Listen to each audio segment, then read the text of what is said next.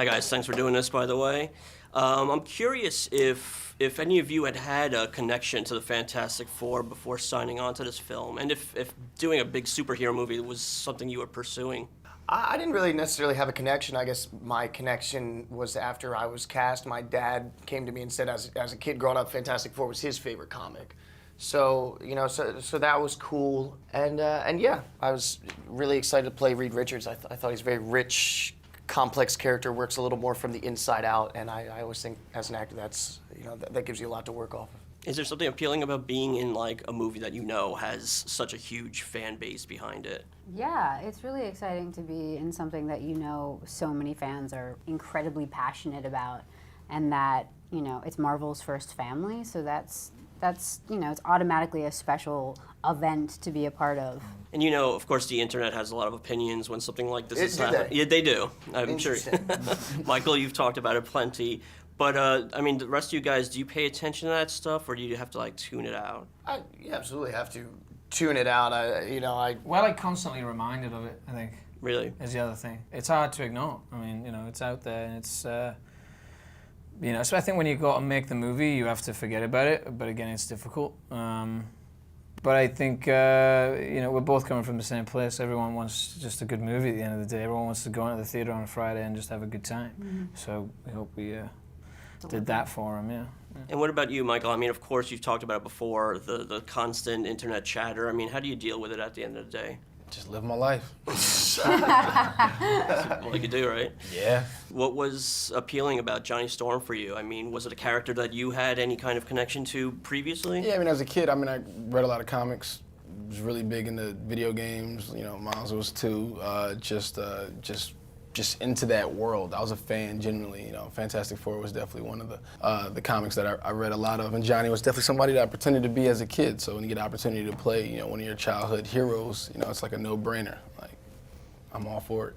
As actors, is there any difference to the preparation for a movie like this as opposed to, say, a smaller budget indie film? Well, these are characters that existed long before you were around. They took decided to make a film out of it. So the amount of information out there is extensive, whereas opposed to, you know, if you're doing a movie where there's never been a version of her, you're getting to create it from scratch. You know, that's totally different. I absolutely saw this as a character that I was inheriting, and I knew that I would be kind of contributing to the history of. And Jamie, for you, I mean, Ben Grimm is a character that is in, you know, at first half of the film, and then of course he changes into Thing. What is your preparation? How does your preparation change from one version of the character to the other? Well, there's the physical elements that change because obviously he would carry himself much differently. You know, there's the whole issue of weight and how comfortable he is with moving, and he's still not fully kind of formed in some ways. I think, and, you know, parts of the movie he's still kind of like bits of him are kind of falling off. And he's kind of getting used to his new anatomy, so physically it changes, but the approach, you know, for the character essentially stays the same. I think you always have to kind of remember to keep playing the kid that was established in the beginning and not just kind of play, you know, the monster part of him. And of course, we know you guys are probably preparing for a sequel.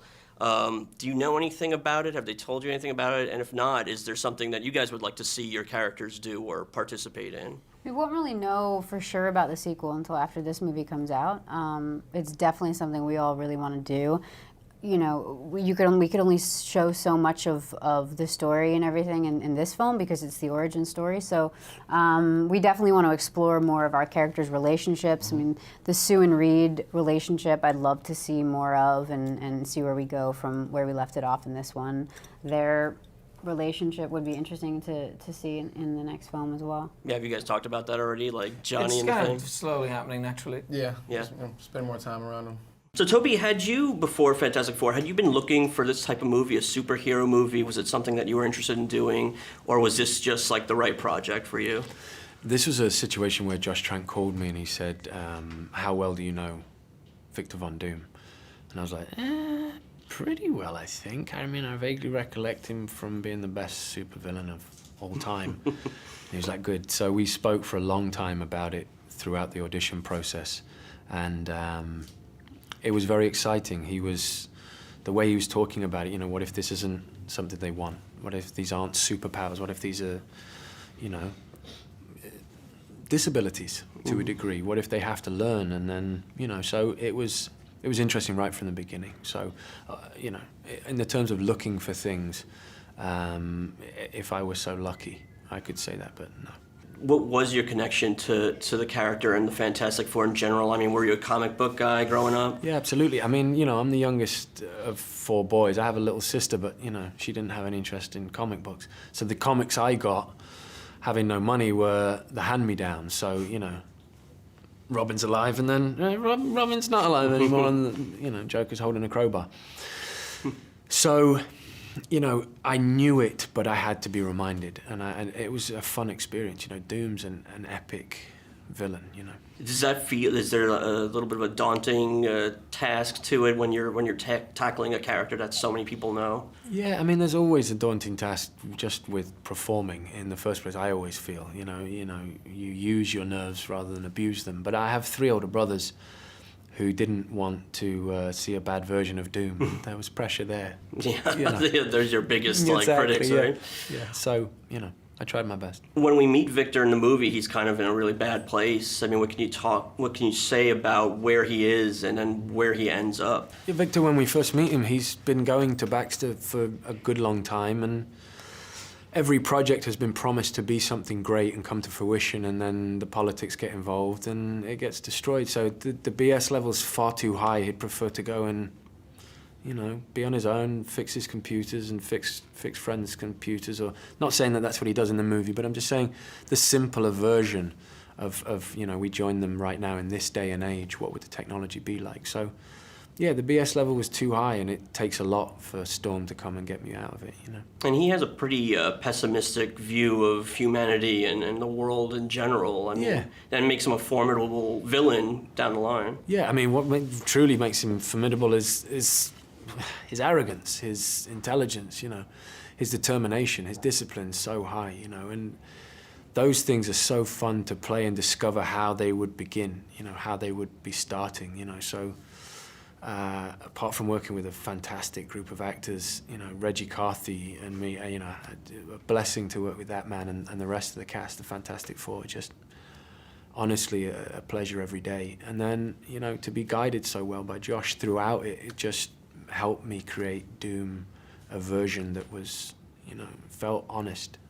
And of course, we can't spoil anything about what happens in the end, but do you feel, or would you like to see more explored with Doom down the line? You think there are extra layers to explore? Yeah, there's a lot of Doom yet to be discovered, I think, you know, and there's a mass amount of that.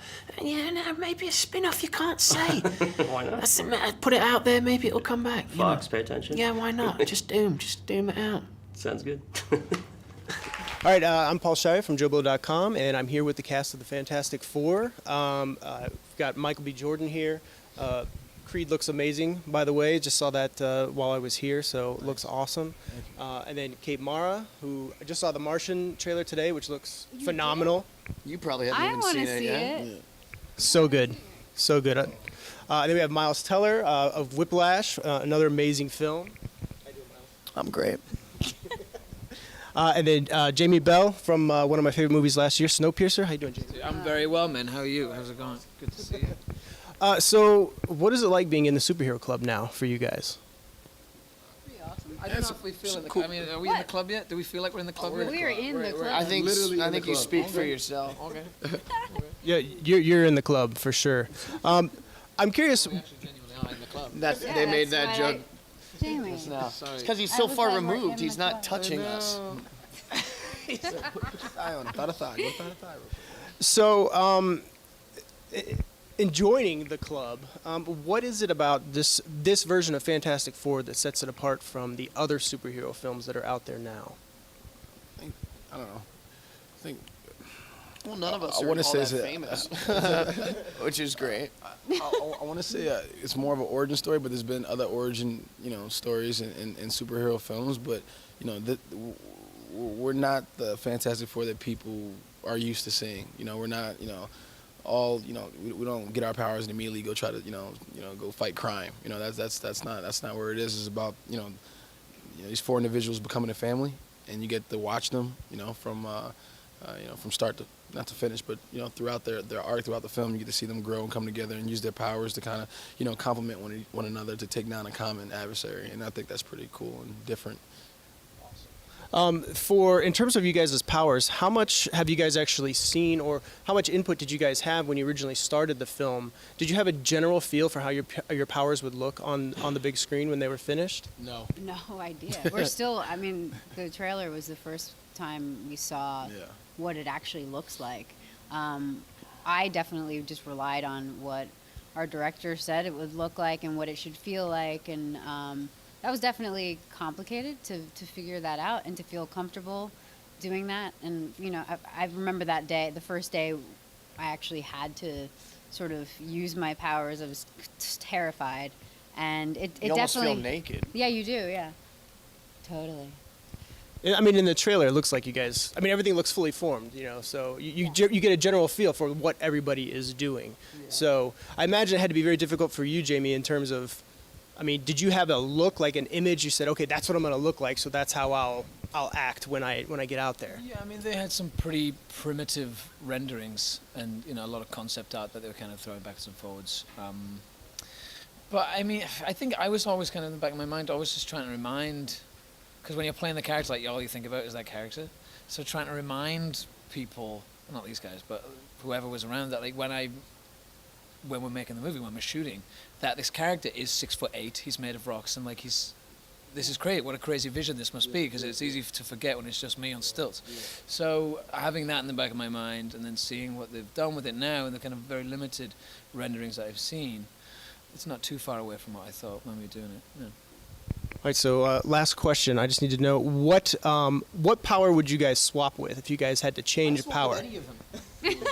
any of them. I don't consider yours like a real power. What are you talking Because about? you exist. It's your Strength, Strength is a invincibility. power, invincibility. Yeah, I mean, bullets You're can't the take him least- down, like... Oh, okay. No, invincibility, not invisibility. Jesus. I wouldn't trade. I like mine the best. But if you had to, that's the whole thing. I absolutely step had outside to? your comfort zone. Jeez. Relax, Whoa. Teller. Oh, someone else is in the club. Moth in the club. Moth in the club. I guess I would. I would have Johnny's Yeah, I probably would take. because it's cooler than being a stretchy dude. Well, I think, you know what? Second thought. Now that you say that, I think I might trade with Mr. Fantastic over Oh here. God. Exactly. Yeah. Sorry, Grimm. I think I would take Sue's probably. Because you're Well- flying around. And, Yeah. I think being invisible would be really sweet. Now, how much has your life changed? Because it seems like Planet of the Apes kind of expanded audiences to you. I mean, you've Yes. been working forever. Yes, I've been working a long time, but yes, Planet of the Apes. Bizarrely enough, because you can't see me I know. at all. But Planet of the Apes, yeah, really opened up a great deal of work, which is just what I'm here to do. Well, I think it's because the performance stood out with all Thank of you. that. Oh, that's cool. That's very kind to say. Yeah, I mean, look, working alongside Andy, Andy's in it every time. It's like doing theatre with Andy.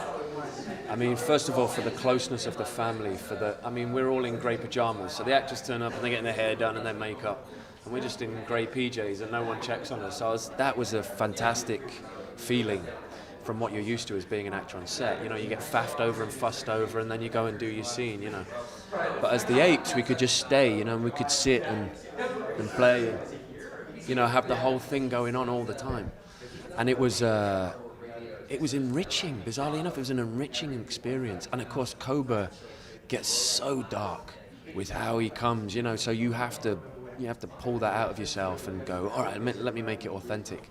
Because the other deal is, like doing a basic lame magic trick to an adult, they're like, I know what that is, mate.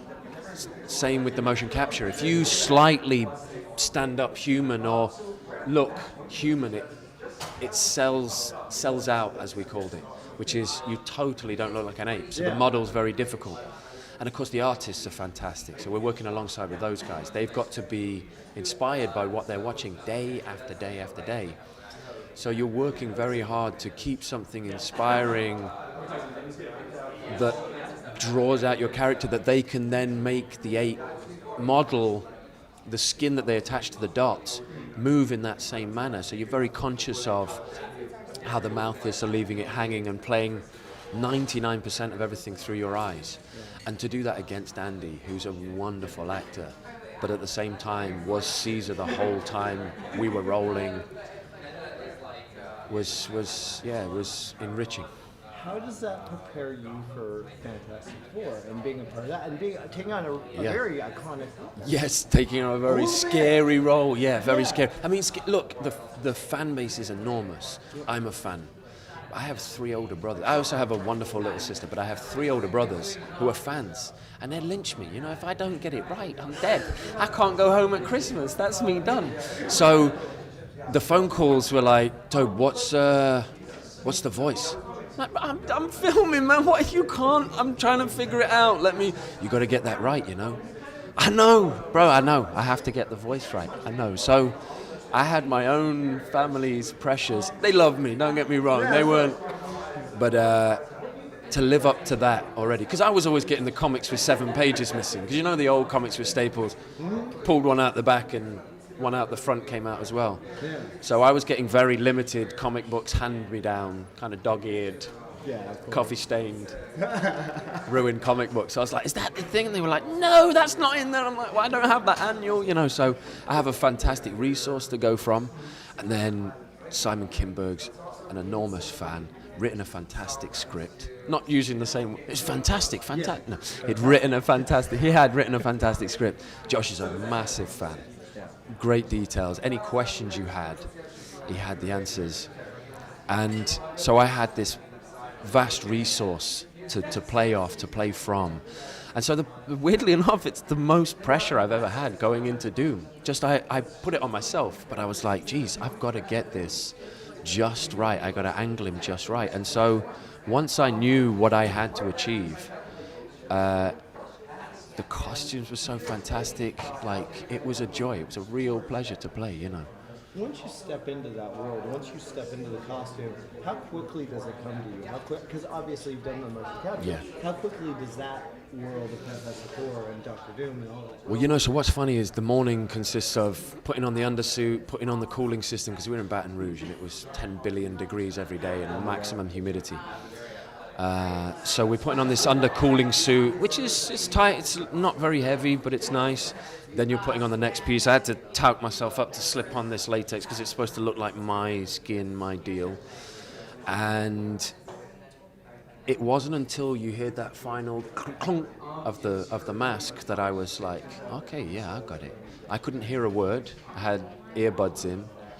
A fantastic sound team looking after me, playing me Sympathy for the Devil or Wind if I needed it, you know, like between shots. So I got to be so solitary, got to play around in ego, which is all Doom is. Someone's a molecule better than him, he needs to destroy. So that's what I was trying to play from. And I could see them all having fun and enjoying themselves, couldn't hear a word until their mics got turned on. But I was coming over a big tannoy system, you know, so every time I spoke, it was like, this Doom, I was like, because every time I spoke, people would be like, what the? So I was given all the tools. So if I fail, crucify me, man, because that's just, I had so many tools to help me. It was fantastic. You're pretty good at playing villains. Yes. A little bit. Yeah. It doesn't seem like you're a villainy kind of guy. Yeah, I mean, that's the point of a villain, isn't it? You play the nice guy and then you're a villain. No, I am. Do you prefer the villain? Do you prefer playing these darker characters? You know, it's been said so many times by so many wonderful actors better than me. It's the most enriching role because you can crack a joke, but at the same time get all of the poison out. You can be but you don't have to be saying is so wonderful and beautiful. You know, you don't have to say any of those cheesy love lines. You've always got to be like, okay. You did that well, though. Thank you, dude. Yeah. By the way, you are incredibly. Yeah. So it's. I don't want to say easiest, but it's the most honest somehow. I think we all feel that. That's why Doom's such an incredible villain. We all feel, we understand exactly where he's coming from. Cobra too. I mean, I was blessed with good writing and good directors and good actors to work around. But the nice thing about that is once you find the heart of who they are, why they're doing, why they're operating, what, you know, criminal psychologists call their MO, you know. Yeah. You can be all things to all men. You can do the whole gamut, fathom it, top to bottom. And it's, yeah, I'm very, very lucky. Working with a director who's taking on this property, how did he work with you? And were there specific things that you liked about the way he delved into these characters? Well, I think I was a little spoiled on set because I think Josh's favorite character was Doom. I'm talking for him, maybe it wasn't, and he'll clarify otherwise. But I was a little spoiled because he and I got on and we would have deep, dark conversations and we would get all of what we needed to go into the energy of the scene. And then when I'm Doom, he doesn't have to talk to anybody. Everybody can be having conversations. He's got a mic, I've got buds in my ears, and he can be like, hey, Toby. I'll be like, hey, Josh, how you doing? So he can hear me through his cans. And we just have a private conversation, have a little chat, and then get right into, you know, so he didn't beg great things from me. He trusted me and I trusted him. So I was very spoiled with what Josh brought to it. I know the Fantastic Four, they have to be fantastic. They're our heroes. I think with Doom, we both understood what we were trying to achieve. Yeah, I was a little spoiled. I really enjoyed my time with Josh.